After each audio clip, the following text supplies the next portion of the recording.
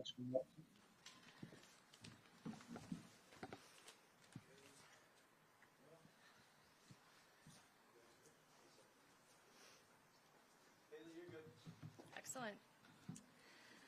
Well, thank you. That was the conclusion of round 2 of the Super Motocross World Championship as part of AMA Monster Energy Supercross. Quick rules of the room before we get this press conference underway. If you could please state your name and affiliation before your question, that would be greatly appreciated. And just a quick reminder, we ask that one question per media. That way we can get to as many of you as possible, as well as those media joining us online. So we're going to introduce you our top 3 for the 450 class, starting out with our race winner, Eli Tomac, finishing second this evening, Jet Lawrence, and finishing third, Cooper Webb. So round of applause for these gentlemen. And opening question for you, Eli Tomac, just the display of emotion out there. This has to be so emotionally charged. 11 straight seasons, I believe, of winning now in the Premier class. How's it feel? Well, it's up there on the list for wins.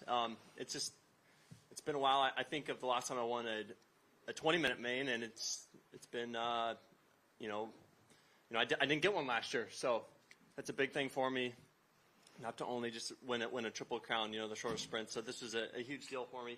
Just coming back and proving that actually am in a better position and in better shape. So, and then also just regrouping from last week. Putting myself in that position and then tipping it over.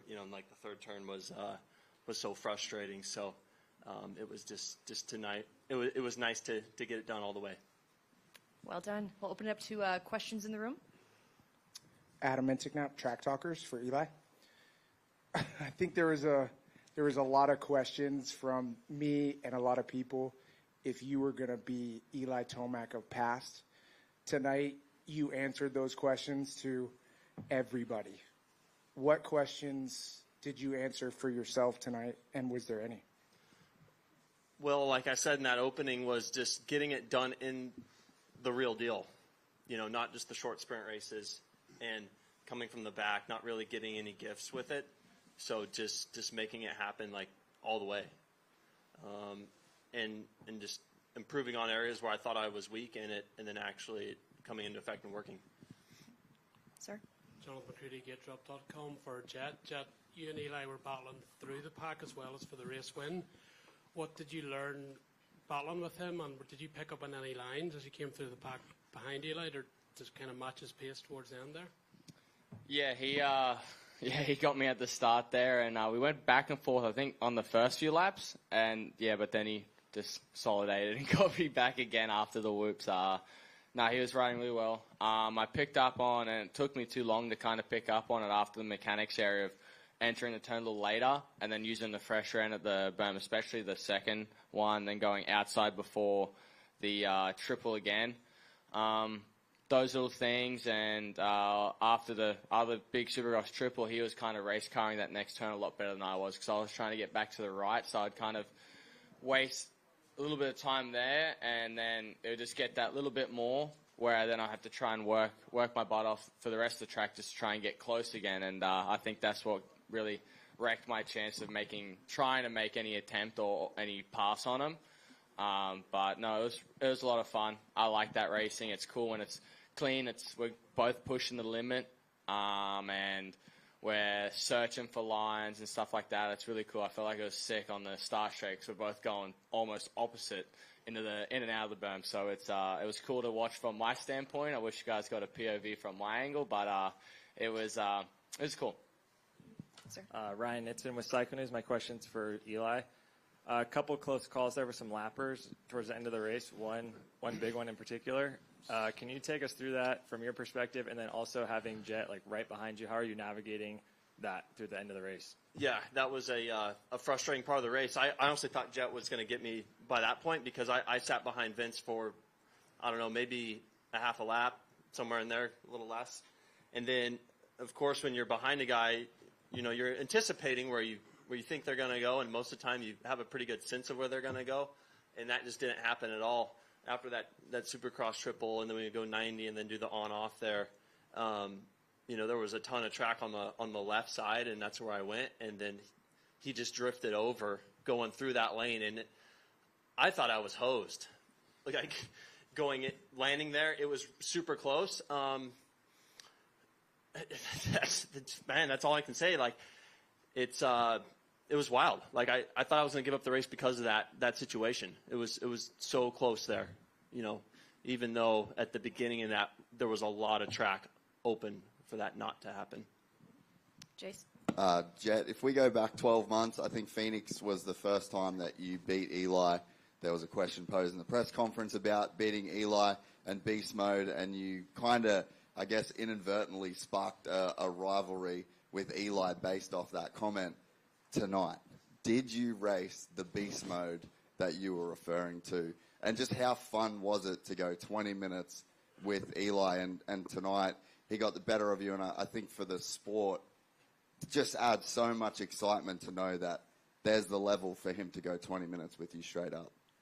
Yeah, no, I think you guys took that comment the completely wrong way, what I was meaning, like Eli's a very smart racer, and that night, obviously, either if his bike setup or something wasn't feeling comfortable that night. I mean, I've had nights like that where you just don't feel comfortable to push, and I just kind of said, obviously, I didn't think that was beast mode, because I know in my mind and picturing how beast mode would be, it would be railing all turns and blowing our doors off. So you guys kind of took that out of context a lot.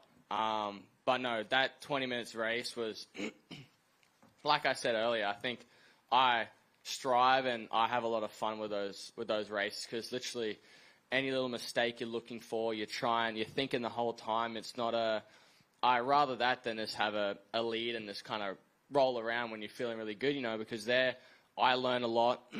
I'm sure Eli learns a lot with how I race and stuff like that, which is always fun, and it makes for better racing in the future. But no, I had a lot of fun racing behind him. It's cool seeing the different racecraft and how he kind of picks apart a track compared to how I am, especially just with our bike differences and stuff like that. So it was a lot of fun, and yeah, no, he was on rails for sure, that one. That's what I imagine as beast mode. I'm pretty sure it was unreal. Yeah, congratulations, you guys. Jet, Hunter, Eli, or not Hunter, Jet, Cooper, Eli, congratulations, all three of you guys. Awesome to see. One question, I'll take it to Eli. Congratulations, man. Where are we at in the level of our sport now to where you just have to ride wide open for 20 minutes straight? You're standing up around 180-degree bowl turns into the whoops. I mean, did you sit down a couple of those times? You stood all the way around. And then even off the step-on, step-offs. One time he did it with 1 foot on and kept it all the way across. So, it's impressive to see how hard you're charging, and I guess that's what it takes now to win a 450 main, huh? It's. I think the days of getting the big lead and coasting it in are hard to come by. So, I mean, it's like, how do you not? We're not going to get me in those races with the gate that we have, and in those 20 minutes, just like you said, we're wide open. Why would you stand all the way through the corner? How was that helping you for the whoop? He's built it.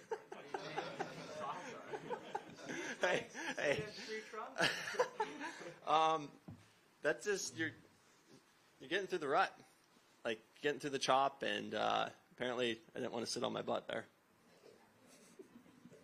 Hey, Alex Gobert, MotoOnline.com. For Cooper, you were able to lead the main event tonight, finished on the podium for the first time this season. What do you take away from a night like tonight, and how would you rate the start of your season? Yeah, overall it was a good night. I think I was able to lead about half the main event, which was great. My start was great, and obviously got passed and kind of dropped, but overall I'm happy. It's not easy to get on the podium in this class, and so far we're off to a very consistent start, and getting better each race, and overall today was a lot better. So yeah, I was happy with it.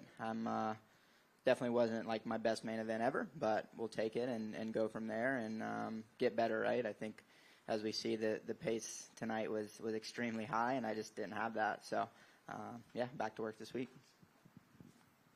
Michael Antonovich with Course Heading. This will be for Eli. Eli, we've heard you talk about reaching the flow state before. When you're out there doing the motos, everything just comes easily. Is that what happened tonight, or were you super aware of everything that was going on? I can think of you two almost colliding off the face of the triple pretty early in the race. Did you even remember when that happened, or were you just going? I do, and it's nice to race, with a guy like Jed, and most of the 450 guys have good self-awareness for that situation. Like, it's going to be tight, but I think most of us know if we go wheel to wheel in the air of the triple, it's not going to end well. So,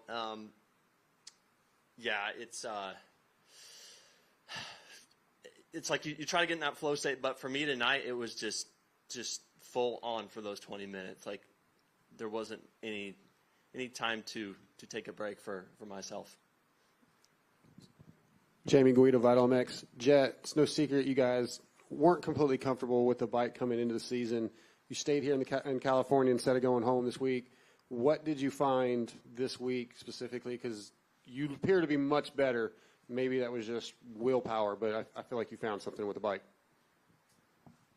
No, for sure we did. We kind of just found more control, you could say, in the forks and the rear. It's crazy to think that our frame from last year is actually a stiffer frame, so we're able to run softer suspension. And then another big change for us was gearing. We went back on gearing for the start because last weekend, we were just wheelie boys. For me, especially me, Hunter nailed his start, but for me, I just struggled to keep that front end down and kind of got me in a bit of a pickle at the start of the race already. So we went back on gearing. And it just kind of still eliminated such a bad start. I still messed up a bit. Cooper nailed his start in that main, but that and just getting that full control and feel where the front is. We kind of had a bit of a crust on top at A1, and it would blow through on the front, and the rear was pretty stiff. So just figuring that out, and also just trying to break habits from the previous bike. That the previous bike was so high in the rear, and I like to weight the shock a lot, so in turns I'd kind of almost be a bit lazy and lay back a bit, and it would still turn really nice, where this one has a little bit more sag to it, which is better traction. It tracks way nicer, but I have to keep myself forward a bit. So we end up making a bar change before the heat races and going up tonight. And that was just before the night show kind of started. We were kind of realizing I was being a bit lazy and dropping my head back. So did that, and just kind of just feeling better and better on the bike each day, and just figuring out, it's a new chassis, it's a new kind of tracks we're going to. Like, we had an SMX, but it's still so different, so it's I'm excited for it. I always like learning and a good challenge. We've got time for one more before we open it up to the online media. Scott Yarja, Moto Now. Jet, this is kind of a unique situation for you. We've never really seen you and Eli both racing together at your 100% best. Eli got the better of you tonight. How do you feel, I guess, emotionally after that race? Pretty happy, honestly. It's better than 12th, okay? So I'm happy with second, okay? We're 10 positions better, so you got to take the positive when you get them. But I like kind of how Eli was saying before, it's fun racing someone who ain't going to try and chop your front wheel off, because you can actually use proper racecraft, and it's the same with Cooper. We'll get close to each other, but we know for sure that, if we hit each other, it's okay, one of us off balance or something like that. But a lot of the time we'll try and tuck underneath, or we'll be close, or try and put the other one off and play like chicken. So it's which doesn't work a lot in 450s. These guys are mental, so it's they commit. So it's just really fun, honestly. Like I said, I had a lot of fun in that battle with Eli and coming through the pack and just getting close at the start, and I got around the outside in the sand, and my dumb ass went back to the inside, then he got me back. So it was a bit of a stupid mistake on my behalf, bit of a forehead slap. But no, like I said, that was a lot of fun. I would have loved first. You always like to win, but you got to take the positive and just enjoy a fun race, honestly. Now I'd like to open it up to our media online, starting with Brent Bowser. Yeah, Brent Bowser, Whiskey Throw Media. My question's for Coop. Coop, 4th at A1, 3rd tonight. Pretty sneaky start to the season. You have to be pretty stoked with it, being under the weather, and all things considered, you have to be pretty happy with the first 2 rides of the year. Yeah, for sure. It's it's not nothing flashy, but we're putting solid results up, and I mean it's very early, right? But we're still in the mix, and yeah, I'm happy. Like I said tonight, I left it all out there. I didn't have much more than what I had, right? So yeah, we'll rest up this week. But yeah, I'm happy with things. Keep progressing. Like I said, it's pretty evident I still need to be faster, and we'll get to work on that for sure. But happy with the bike. My start was great tonight, and yeah, being on the podium is always a great achievement, and especially with these two guys for sure. Jason Wygant? Yeah, thanks. Same thing, Coop. You mentioned being sick on the podium. Do we also hear, were you dealing with something nagging in the off season? Are you actually happy? Maybe even exceeding expectations, considering some of the stuff you've been up against?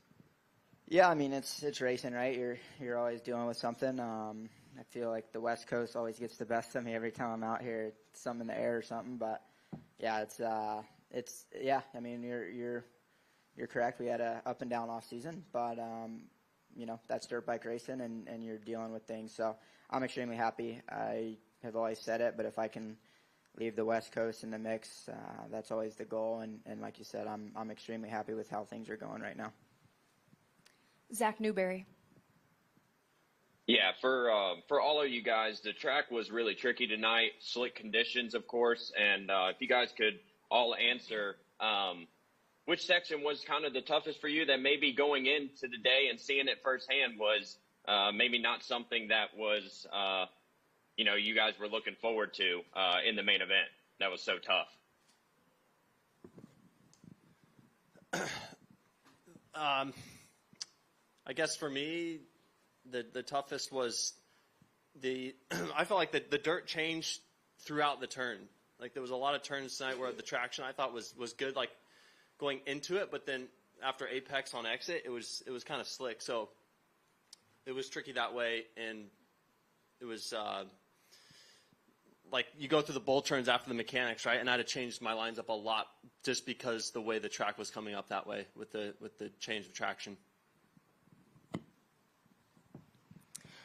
Next, Mitch Kendra. Hey, Mitch from Racer X. Great respectful racing from all you guys. Just want to give you guys a shout out. Just quick one for Jet and for Eli here. I think Jet, you were going down the middle of the ruts in the whoops, and then Eli, I think you're going on the right side. Can you guys just walk through like why just stick to that section of the track and just the mindset there of not switching lines as the track gets beat up?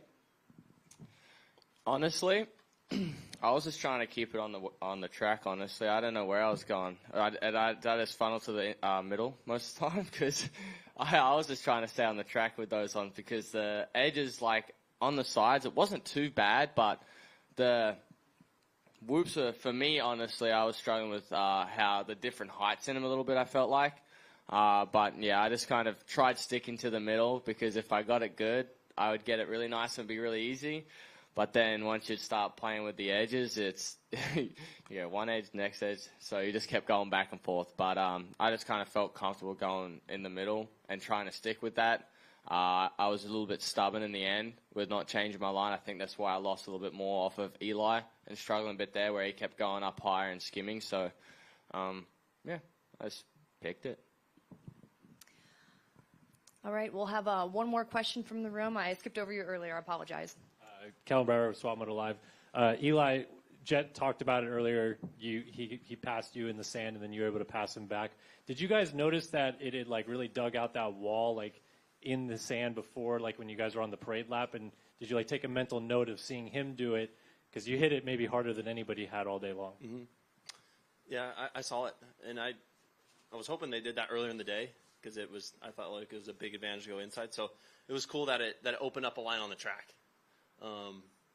So yeah, it's not often the splits work, and they made it work there in the main. You know, you could move around. It was nice. And that is all we have time for our Can we ask 450s. one more question about the quad? Sorry, You do have one more question, yeah. The quad this week, sorry. The quad this week, obviously like a huge feature on the track, and normally if you guys do something on press day, a lot of times it gets taken out. What were your feelings on the quad? Like even the 250 guys were doing it. We didn't really see any major issues, but I guess as the premier dudes in the sport at the highest level, what was it like actually having an obstacle like that on the track this weekend? Scary for me. I mean, it wasn't bad. Like you said, it ended up being pretty relatively safe and everything. But at least for me, I don't know about these guys, it was wide open every lap. And if you didn't get it just right, like, I wasn't going to take the chance in doing it. But like you said, I was surprised. I thought it'd be gone after press day. So, yeah, I mean, it was we don't have a lot of big jumps like that sometimes. And for me, it was something that you're thinking about kind of every lap. Yeah, the track guys came up to me after on press day, and they didn't expect that. But I'm like, it's one big up ramp, 4 whoops left into 4 singles into nothing. So you're going to have some idiot that's going to go send, and I was that idiot at first. They cleaned up. I said, if we're going to do it, it's fine, but just kind of clean up the down ramp at least, make that safer, because it was pretty steep on press day. But I think it's fun. I like a little more difficult ones that kind of, if you do slightly mess up, you can't get it at all. Where that one, if you still kind of went a little long, you could just give it more. I mean, personally, I had a few hard clips for sure, but no, that was cool. I like quads. I like big jumps. Big jumps are fun.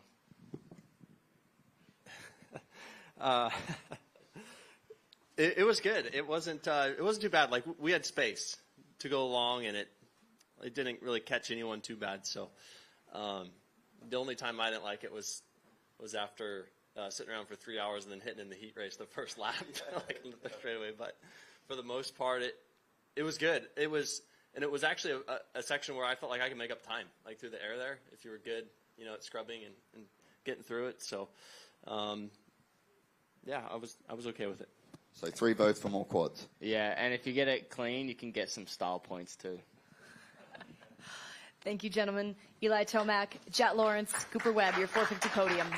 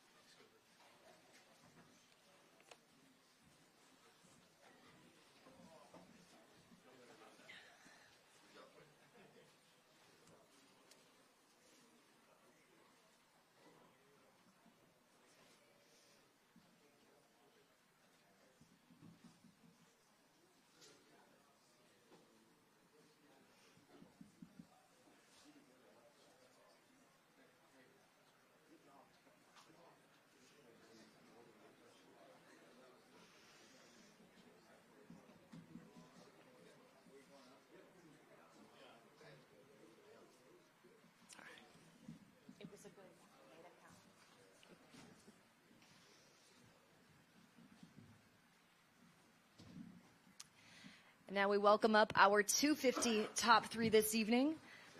Winning for the first time in his career and now holding that red plate, the number 23, Julian Beaumer. Runner-up tonight, the number 19 for Triumph, Jordan Smith. And finishing third, rounding out our podium, the number 38 of Hayden Deegan. So now Julian Beaumer, a red plate heading into round 3. What does, is that confidence boosting for you? Just your second year in this class to now have that red plate and your first career win. Yeah, for sure. It's definitely confidence boosting. I think the start of this year, I had a goal set in mind, and that was to do this. I just needed to believe in myself, and I think I showed that I believe in myself tonight. Job well done. We'll open it up to questions from the media.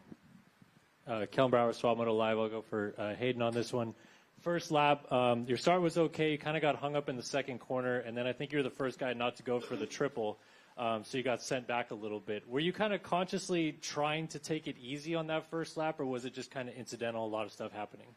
Yeah, I actually had a pretty good jump on the start, and then I ended up wheeling a little bit, so just got my shift a little too quick. But, yeah, I was kind of behind Ty, and he, went to the inside, so I followed him. He kind of second-guessed a triple, so I was like, it's not worth landing on him if he cases or something. So I made sure to get out of the way, doubled it, and then, yeah. Jason. Juju, mate, congratulations, first win. At A1, you rolled in at about 9 o'clock in the morning wearing a fur Dalmatian coat. Should that have told us that a win was probably coming pretty soon?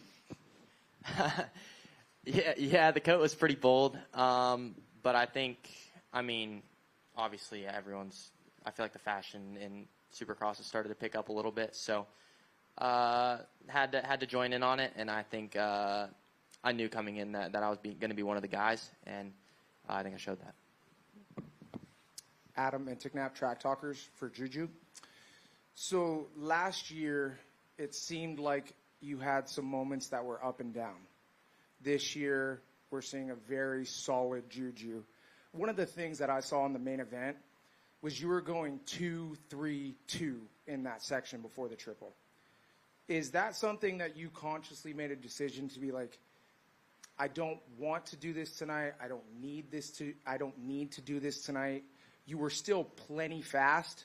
Was that you mentally saying, I don't need this. I can do it without it. I'm still confident. What was going on there?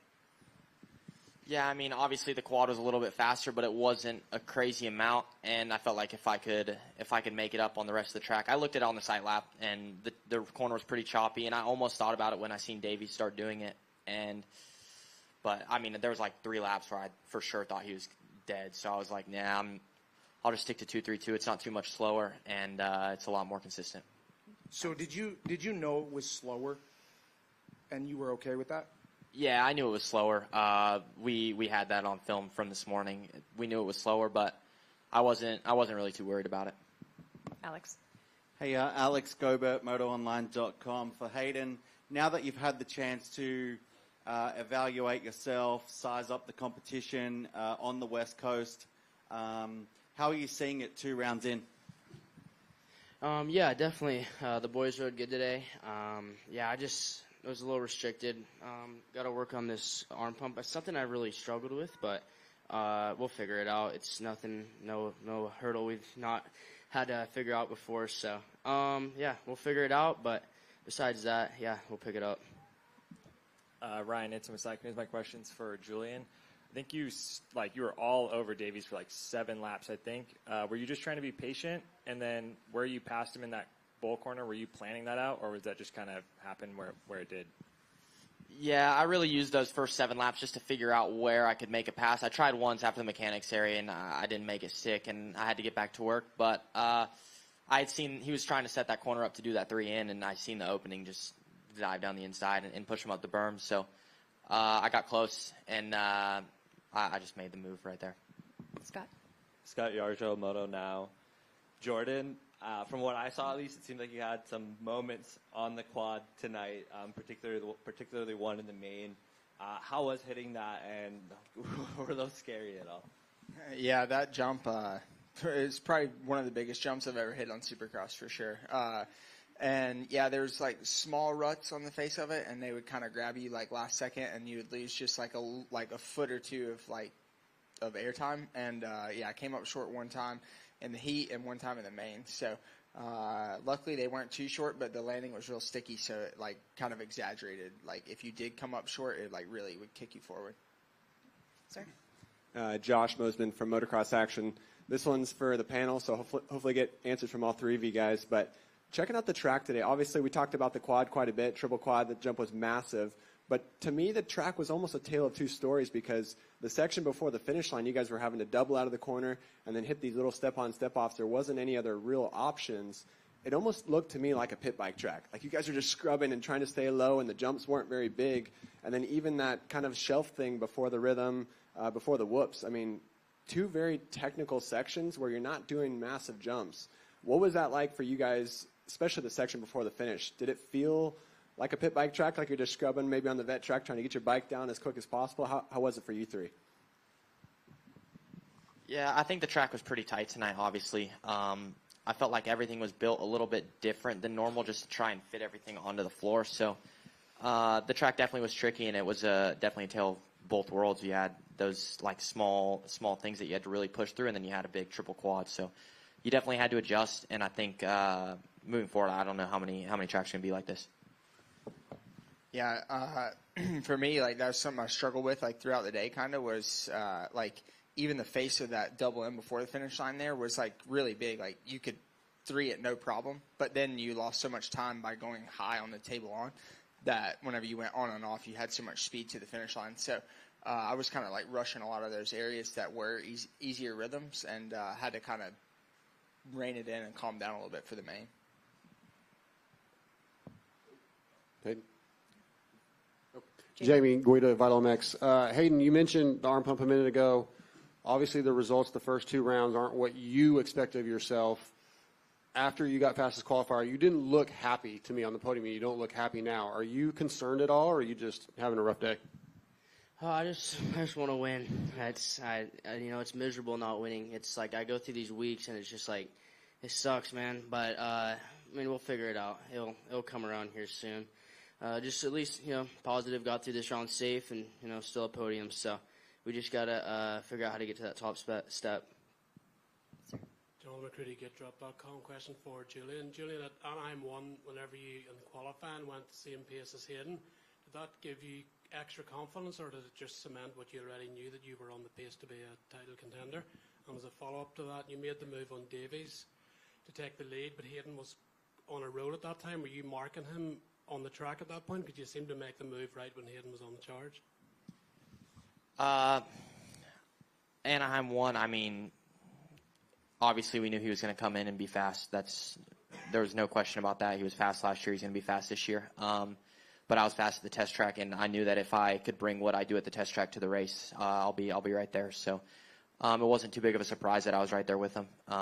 The difference for me was I had to bring it to the race, and I feel like I've done that. Second part of that, I mean, I wasn't really paying attention. I was more so looking at the clock. When I seen the clock get to 8 minutes was when I decided I wanted to go for it and get around Davies and really start hammering down laps. So, I wasn't really keeping markers until I'd say probably like the last 4 laps. Michael. Hey, Michael Antonovich with Course Heading. This is for Hayden. We know you're a West Coast guy. We know that you've ridden this dirt around here forever and ever, but then you've been back in Florida and Georgia lately, so completely different there. Stayed out, rode the Yamaha test track. How have you learned the dirt these last couple weeks? Because we know it's one thing to ride in the afternoon and the dirt's one way, but when the moisture comes out and the lights go on, it gets completely different. So how's it been to relearn the California hardpack? Yeah, to be honest, today it was like the most un-California-like track. It was like actually so rutty. Like it was more of an East Coast style track. I mean, the whoops, we literally had a rut down the middle. So I plan on probably going back to Florida this week and getting back in the stroll of my program and get back locked in. But I mean, these tracks are shaping up to be more style ruts and blown out whoops. It's not really a hard pack track, to be honest. Jace. Hayden, I'll just go to you real quick, mate. I kind of remember feeling a similar thing watching Villapoto, I think in 08. He comes in with just this huge expectation based on speed and his profile and things that he's done in his career, and then he comes up against a guy like Trey Kennard, and people are almost surprised that he's not the guy. Is there some weight of expectation? You've spent so much of your career with people like not believing in you, and then all of a sudden it's like everybody expects this dominance out of you. Has that come into play at all this season? And is it like a hard balance to find, and it's kind of going from one extreme to the other almost? Yeah, I mean, I got to, get my stride back, but I feel like definitely most pressure is handed over to Juju now to go perform. So, I got to obviously perform as well. And now it's time to, kind of lock back in and figure out what we need to fix. Michael? For Julian, I mean, you've been working with Davey for a while, and we know how he can be with you guys. He can crack the whip, but he can do it in a joking way. How nice was it to go out, put in 15 minutes, and know that when you guys get to the test track on Monday, it's not going to be as miserable? I don't think he really cares. I'll probably show up to the test track, and it'll be the same as normal. He don't care. We won, but it's right back to work. And we're going to take some questions from our online media, starting with Jason Wygant. Yeah, thanks, Jason from RacerX. I'll go to you, Jordan. Just take stock of your races here. You're really strong in the points and 2 podiums in a row.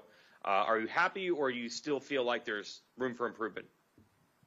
Both. I think I'm pretty happy with the performances that we've put in so far. I'm really happy with the starts. The bike's really powerful out of the gate, so whenever you can get out anywhere in the top 3, almost every start, it really saves a lot of chaos that could happen. So I think that we still have a lot of room to improve on the bike on race days. I haven't really brought the comfort that I have on practice days at the track to the races yet. So the dirt's a lot different, the whoops are a lot different. So it's going to be like a little bit of growing pains, but I mean, I think it's pretty positive that we do feel like we still have so much room to improve, and we're still up here battling.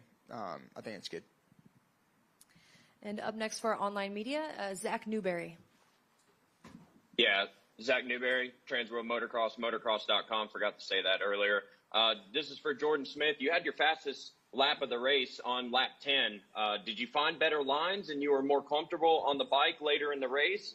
Or what do you think? And kind of second part to that, this is obviously the first time for you and the team on this West Coast. So I'm assuming you guys are still trying to collect as much data as possible moving forward. Yeah, I mean, really the last half of the motos is typically like my strong point right now. I'm in really good shape, probably the best fitness I've had in my life. So, just started getting a little bit of a flow. And then once I did throw down that good lap, like I tried to keep pushing and a couple lines started getting blown out and I started making a couple mistakes and kind of backed it down. But, I mean, like you said, it's the first time for this bike being on these West Coast tracks and stuff. And even though it was pretty rutted, it was like really, really hard and slick base tonight. I think that they almost overwatered the track, and then that moisture came up in the night show. Like it never got dried out. So it wasn't quite what I was expecting. But I mean, we're still collecting data. We made a big change on the bike from last week to this week of just like kind of the balance of it. And not that we went too far, but I think that we could kind of meet in the middle in some areas of it and really dial it in. So it's been fun. I enjoy the process of trying to get it dialed in. Brent Bowser. Yeah, Brent Bowser, Whiskey Throttle Media. My question's for Juju. Juju, 2 years ago, you're riding Supercross Futures on a privateer Yamaha. 2 years later, you're on the top step of the podium on a factory Red Bull KTM. Just kind of run us through the emotions that you had for your first win, and coming from you came from just short 2 years ago. It has to feel pretty good. Yeah, it's definitely crazy. 2 years ago I was racing Futures on my own, no help, nothing, and to be here tonight, it's incredible. Obviously, there's a lot of sacrifice put into it, and I put a lot of pressure on myself during this off season and the beginning of this season to come out and do what I do, and I think that's paying off. Mitch Kendra. Hey, Mitch Kendra with RaceX Online. We'll stay with Juju here. Looked like in the beginning you were kind of pressuring Cole maybe to making a mistake. Was that all in your comfort zone, or were you kind of pushing it as well, kind of, trying to force a mistake from him, or were you just really going maybe 90%, 85% at him, hoping he'd make a mistake and then you could take off and have the full 100%? Yeah, he rode good the first, I'd say 3-4 laps, but I could tell when I got close he started to make mistakes and he started to mess up that 3-4, and I was just riding his pace at that point. I was trying to open up a pass somewhere, and when I opened up that pass, I made the pass stick, and just tried to sprint for a couple laps, get a little bit of a lead, and then just cruise it home. Jamie? Jamie Guido, Vital MX. Hayden, I wanted to just walk us through your near-death experience there in the heat race with your teammate. Yeah, I almost hit Cole straight head on. So I feel like I just was sending it pretty hard in that heat race. I mean, I want to go fast, but I got to remember you got to be smart too. So I hit those whoops insanely fast, 3 laps before that, where I was barely touching the tops, and I was like, damn. I mean, I felt good, so I was like, I'll do it a 4th time, and missed one. And then went for a ride, and honestly, all I could do was just hang on for dear life, and was going straight head on to Cole and Mosey. So lucky, no contact there, but yeah, definitely that one bit me. Got time for one more, Jace. I asked the 450 boys this before, but I just want to get all 3 of your opinion on the quad. It's not very often that we see you guys do something like that on press day, and then they keep it in. I'm not sure if any of you guys did it on press day, actually, but after seeing it, they kept it in. You guys did it all night, even late into the main event. Your thoughts on that jump? Should we see more of them going forward in 2025? No. I really didn't think it was that big this morning when I jumped it. I watched press yesterday, and they were hitting it fairly easy. And the first time I went for it, I was pretty confident that I was going to make it until I got in the air. And I was like, yeah, I'm definitely not making this. So then I was like, I gave it a little more respect, and then the main event, I was like, yeah, forget it. I ain't even jumping it. Yeah, I actually think it's pretty cool. That's why, I mean, I see a lot of the 450 guys. I'm like, these dudes need to hug some bigger stuff. Like I was looking at that on-off before the whoops, like the on-off forward. I was just seeing lines like, if I had a little more juice, maybe I could pop this. And, I mean, I think it's cool. It's always fun scrolling through the air. I'm still young, so that stuff excites me. Maybe Smitty, not so much anymore. Old on the joints right there. But besides that, I mean, it's still fun. Gentlemen, thank you. Julian Beaumare, our winner tonight, Jordan Smith, and Hayden Deegan. That is it. Thank you to all of our media for participating in this post-race press conference and to those of you joining online as well. We'll see you next weekend for A2.